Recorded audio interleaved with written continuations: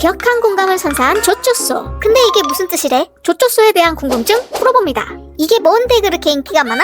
안정된 직장을 찾기가 점점 어려워지는 시대. 여기 꾸역꾸역 유지되는 중소기업, 아니 소기업이 있습니다. 그리고 꾸역꾸역 다니는 직원들이 있죠. 완벽한 현실고증 캐릭터와 상황들로 격한 공감을 이끌어낸 걸작. 먼저 현실고증 대표주자들을 소개합니다. 정승네트워크의 사장 정필돈.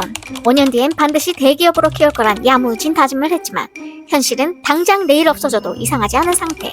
사장이라고 딱히 여유 있는 것도 아니고 아껴야 산다는 신념을 강요하지만 직원들 눈엔 그저 꼰대. 그도 그럴 것이 업무 외적인 일을 시키는 일도 너무 빈번한 데다 시대를 따라가지 못해 아직도 아날로그식 마인드를 버리지 못하고 컴퓨터 근처만 가도 직원을 호출하는 컴맹의 표본. 그가 넘치게 가진 거라곤 그놈의 얼어 죽을 의리. 하지만 직원들이 의리를 과연 끝까지 지켜낼 수 있을까요? 복지라곤 커피와 컵라면이 전부인 이 회사. 그만두지 않고 붙어있는 직원들은 나름 저마다 이유가 있었으니 딱 하나 이들의 공통점은 다른 회사로 가려 해도 딱히 내세울 게 없다는 것.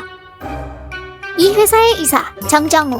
전형적인 덕후에 나름 먹고 살만한 형편이라 직장 생활을 할 마음이 전혀 없습니다. 잘 씻지도 않고 회사에서도 게임만 하며 회사엔 별 도움이 되지도 않는데 그가 이사 자리에 앉을 수 있었던 건 정정우의 아버지와 사장 정필돈이 형제지간이기 때문이죠. 사장도 이 일을 가르쳐보려다 이젠 포기했는지 뭘 하든 그닥 신경 쓰지도 않습니다. 이러한 이유로 회사의 모든 업무 처리는 이 과장과 이 대리가 도맡아 합니다. 이 과장은 유순한 성격에 그만 바라보는 가족이 있어 사장의 비율을 다 맞춰주며 다닙니다. 속으론 자존심도 많이 상하고 상처받은 일도 자주 있지만 그 역시 이직할 만한 경력이나 능력이 따로 있는 게 아니기에 빡빡한 월급에도 그저 이 회사에 뼈를 묻고 묵묵히 다니고 있죠. 사장은 그것도 모르고 이 과장을 자신의 신복이라 믿고 있고요. 쥐꼬리만한 월급에 보너스도 없고 야근만 가득하니 집에서 항상 눈치를 보며 아내에게 큰소리 한 번 못 칩니다. 게다가 사장이 시작하는 새로운 프로젝트에 대해 전혀 지식이 없는 이 과장. 불안함을 감추지 못하는데요. 정승과의 인연이 계속 이어질 수 있을지가 관건이겠죠. 이 대리는 유학의 꿈을 갖고 비용을 마련하기 위해 정승에 다니고 있는데 겉으로는 누구보다 차가우나 제 할 일은 다 하는 성격이라 누구도 쉽게 건드리질 못합니다. 거친 말투와 무뚝뚝함으로 직원, 사장 할 거 없이 모두에게 거리를 두는데 어찌 보면 이게 가장 현명한 행동이지 싶은데요. 업무 외적인 일을 밥 먹듯이 시키는 회사에서 쉽게 휘둘리지 않기 위해 선택한 방법이라는 생각이 듭니다. 하물며 언제 없어져도 이상하지 않을 이 회사에 딱히 정을 붙여놓을 필요도 없으니까요. 자는 건지 깨있는 건지 모를 맹한 표정과 혼자 남극에 던져진 것처럼 잔뜩 움츠린 어깨, 한쪽에만 포토스를 맞았는지 웃어도 늘 한쪽만 올라가는 입꼬리, 전형적인 찐따 포스에 사회생활이나 제대로 할런지 영 믿음이 가지 않는 흐릿한 아우라를 내뿜는 정승의 신입. 우리의 충범이는 이렇게 입사 첫 경험을 합니다. 딱 봐도 아싸 느낌 물씬 풍기며 성과 없이 면접 셔틀만 돌던 어느 날 정승네트워크에 덜컥 합격하게 되는데 자신도 어안이 벙벙하지만 그 의무는 며칠 만에 바로 없어지죠. 회사 꼬라지가 눈에 들어오기 시작했거든요. 뽑아준 건 고마운데 다닐 마음이 없어진 충범이는 입사 며칠 만에 빤스런을 받습니다. 하지만 딱히 받아주는 것도 없고 친구는 돈 갚으라고 재촉하고 결국 제 발로 다시 정승을 찾아가죠. 이 쬐그만한 회사 안에서 미생저리가라 하는 여러가지 일들을 겪으며 나름 사회의 달고 쓴맛을 정신없이 맛보게 되는데 그런 면에서는 정승이 충범이에게 인생의 큰 선물을 줬다고 해도 틀린 말은 아니겠네요. 러시아에 장기 출장을 갔던 백 차장. 이름에 걸맞게 껄렁한 말투에 여직원에게 시덥지 않은 말까지 하는 이런 사람에게 정 사장은 우쭈쭈를 시전한다? 사실 이제껏 제법 굵직한 계약을 백 차장이 도맡아 왔기 때문인데요. 정 사장의 기대는 하늘을 찌르는데 백 차장은 다른 꿍꿍이가 생겨 돌아왔습니다. 만족스럽지 않은 월급이지만 나름 화이팅 있게 살아오다 러시아에서 제법 큰 아이템을 발견하자 욕심은 점점 커지고 결국 이 아이템을 독식하려 정 사장을 배신하고 나가서 회사를 차립니다. 이렇게 두 회사는 경쟁 아닌 경쟁을 하며 앙숙관계가 돼버리죠.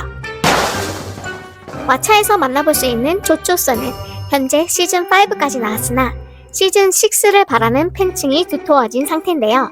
중소기업이라는 흔하고 익숙한 공간에서 끊임없이 다양한 일들이 펼쳐지는데 우리 주변에서 한 번쯤은 벌어지는 일들로 구성된 다양한 부조리와 인간 군상을 리얼하게 담아내 시청자들의 공감대를 자극하며 이 드라마의 인기는 날이 갈수록 높아졌습니다. 가만 보면 조조소의 인물들은 내 주변인 혹은 나일지도 모른다는 친밀감을 느낀과 동시에 매번 벌어지는 우픈 상황들로 단순한 코미디를 넘어 한국 사회의 노동 현실을 조명하며 시청자들에게 큰 위로가 돼준 드라마죠. 우리가 빠져버린 이유엔 어떤 것들이 있는지 한번 알아볼까요? 조조소는 복지 없는 직장, 무의미한 회의, 비효율적인 업무 배분, 성과에 대한 보상 부족 등 중소기업에서 흔히 볼 수 있는 문제들을 리얼하게 그렸습니다. 특히 정승 네트워크의 분위기는 수직적 위계 질서와 사내 정치가 지배하며 직원들이 맡은 업무는 정해진 게 없죠. 상사의 감정에 따라 회사 분위기가 좌지우지되는 건 말할 것도 없고 그날 눈치를 살펴가며 감정 노동에 시달리는 건 진상 고객을 대하는 것보다 더 미치고 팔짝 뛸 노릇인데요.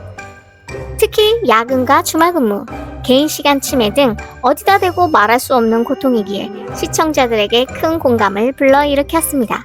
조조소에선 기성세대와 MZ세대들의 충돌을 아주 극적으로 보여주기도 하죠. 기성세대는 시간의 흐름에 순응하지 않고 생각의 범위나 일하던 방식에 고집을 부리며 젊은 세대의 불만을 그저 나약함으로 치부해버리는 반면 MZ세대는 꾸준히 자신들의 목소리를 내며 기성세대와의 타협점을 찾으려 애를 쓰는 가운데 현실에서도 빈번하게 발생하는 이런 충돌을 유머와 갈등, 그리고 풍자로서 설득력 있고 맛깔나게 풀어 이상과 현실의 갭 차이를 리얼하게 보여주며 사회생활의 교과서라는 생각마저 들게 하죠.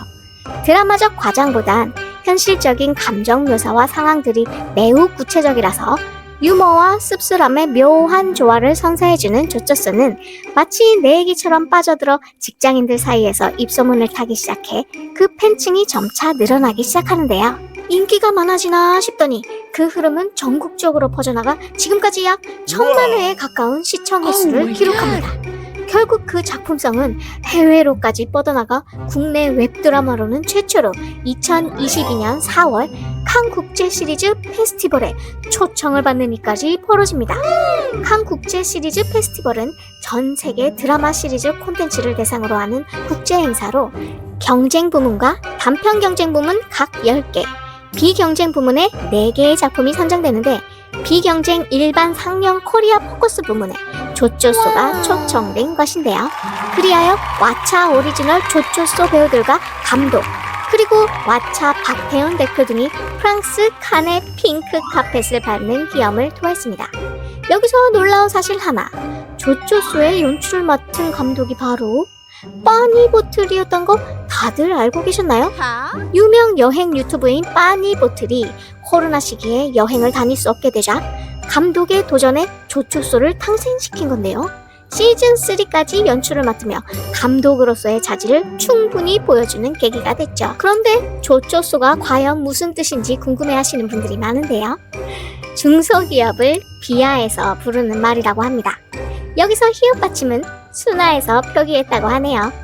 조조소의 관심이 이렇게 높아지자 후속작으로 이민아 대리가 주인공인 미나씨 또 프사 바뀌었네요가 방영되었습니다. 제 쇼츠의 다음 작품이기도 하고요. 제 채널에 조조소의 맛깔나는 장면들 재밌게 보시고 구독과 좋아요 잊지 마세요.